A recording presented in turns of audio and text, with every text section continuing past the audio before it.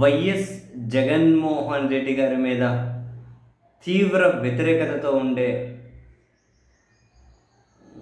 IPS మాజీ intelligence chief AB Venkateswararao గారు బేసిక్గా రాజకీయంగా కంటే కూడా లేకుంటే మరో రకంగా కంటే కూడా ఎందుకో మొత్తం మీద ఏబి వెంకటేశ్వరరావు గారు జగన్మోహన్ రెడ్డి గారి మీద అదొక రకమైనటువంటి ద్వేషాన్ని ప్రదర్శిస్తూ ఉంటారు. వ్యతిరేకత కాదు, డెఫినెట్లీ ద్వేషం ప్రదర్శిస్తూ ఉంటారు.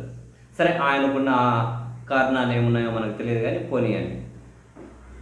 ఈ క్రమంలో చంద్రబాబు నాయుడు గారి నేతృత్వంలోని కూటమి ప్రభుత్వం అధికారంలోకి వచ్చిన తర్వాత తాను ఏదైనా కీలక బాధ్యతలు చేపట్టే అవకాశం వస్తుంది అని చెప్పి భావించారు. బట్ ఈ ప్రభుత్వం ఆయనకు పోలీస్ హౌసింగ్ కార్పొరేషన్ చైర్మన్ పదవి ఇచ్చారు. అది నా స్థాయికి తగ్గ పదవి కాదు అని ఆయన ఆ బాధ్యతలు తీసుకోలేదు. వీళ్ళు ఆ బాధ్యతలు వేరే వాళ్ళకి ఇవ్వతే అట్లా ఉంది, అంతే. పోలీస్ హౌసింగ్ కార్పొరేషన్ చైర్మన్ ఆయన ప్రకటించారు, ఆయన ఏం బాధ్యతలు తీసుకోలేదు. తెలుగుదేశం పార్టీ క్యాడర్ వైపు నుంచి కూడా కొందరు ఆయన అభిమానులు, భక్తులు ఆయన స్థాయి ఏంటి, ఆయన జగన్ మీద ఎంత కొట్లాడారు, లేదు ఆయనకి ఇది చాలా చిన్న పదవి, పెద్దది ఇవ్వాలి అని చెప్పి కొందరు డిమాండ్ చేశారు. సరే, టీడీపీ అధిష్టానం వైపు నుంచి అయితే ఏమీ తర్వాత అప్డేట్ లేదు. ఈ ఏబీ గారి దగ్గర నుంచి కూడా ఏమీ అప్డేట్ లేదు. మరి ఆయన తీసుకుంటారో లేదో అన్న విషయం కూడా తెలియదు. ఈ క్రమంలో తెలుగుదేశం పార్టీ అనుకూల సైట్లు, మీడియాల నుంచే ఒక ఆసక్తికరమైనటువంటి వార్తలు రిపోర్ట్ చేస్తూ ఉన్నారు. ఏబి వెంకటేశ్వరరావు గారు ప్రత్యక్ష రాజకీయాల్లోకి రావాలి అనుకుంటున్నారు. దానికి తాను అభిమానించే తెలుగుదేశం పార్టీని కాకుండా బీజేపీలోకి వెళ్ళాలి అని చెప్పి ఆలోచన చేస్తూ ఉన్నారన్నది టీడీపీకి ప్రోగా ఉన్న మీడియా రిపోర్ట్ చేస్తూ ఉంది. ఏబి వెంకటేశ్వరరావు గారు టీడీపీలో కాకుండా బీజేపీలో చేరాలి అని అనుకుంటూ ఉన్నారు అని. అయితే దీనికి కారణం తెలుగుదేశం ప్రభుత్వం తనను గౌరవించే విధంగా మంచి పోస్ట్ ఇవ్వలేదు అని, లేకుంటే ఎమ్మెల్సీ ఇచ్చో మినిస్టర్ని చేయాలో ఏదో మరి ఒక ఎక్స్పెక్టేషన్ అయితే ఉంటాయి కదా. సో ఆ ఎక్స్పెక్టేషన్ రీచ్ అయ్యే విధంగా టీడీపీ నన్ను గౌరవించలేదు అని, అందుకని చెప్పి ఆయన బీజేపీలోకి వెళ్ళాలి అని చెప్పి ఆలోచిస్తున్నారు అన్నది ఆ కథనాల సారాంశం. ఒకవేళ ఆయన బీజేపీలోకి వెళ్తే ఇందులో రెండు కోణాలు ఉండొచ్చు. ఒకవేళ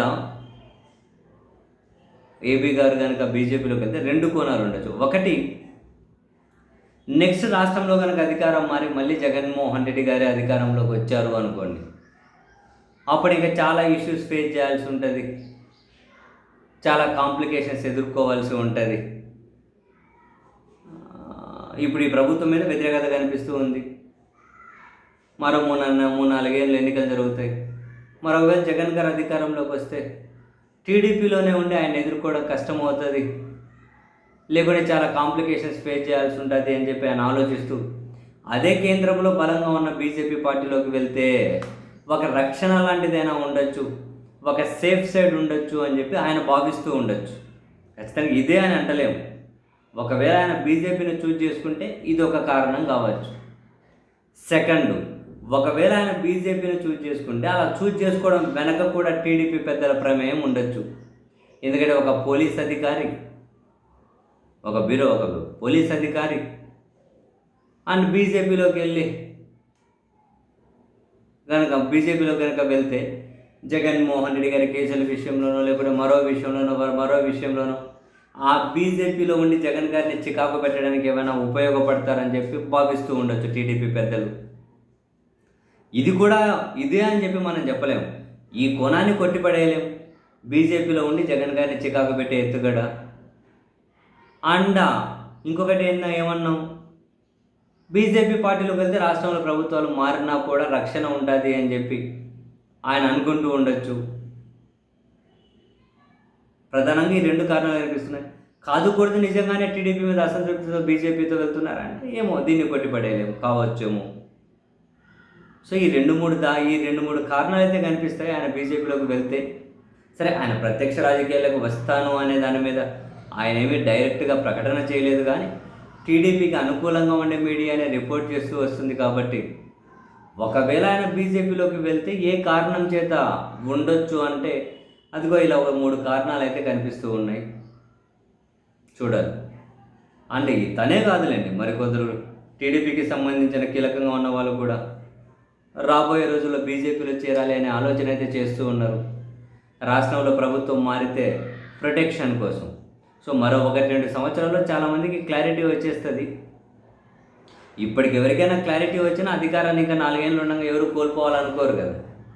ఏదో ఒక 2-3 ఏళ్ళ తర్వాత అనుకుంటే ఏదో లాస్ట్ 6 నెలలు సంవత్సరం అధికారం పోతే పోనీలే అని చెప్పి వాళ్ళు సేఫ్ సైడ్ చూసుకుంటారు. సో రాబోయే 2-3 సంవత్సరాల్లో చాలామంది సేఫ్ సైడ్ చూసుకోవచ్చు అని చెప్పి అయితే అనిపిస్తూ ఉంది.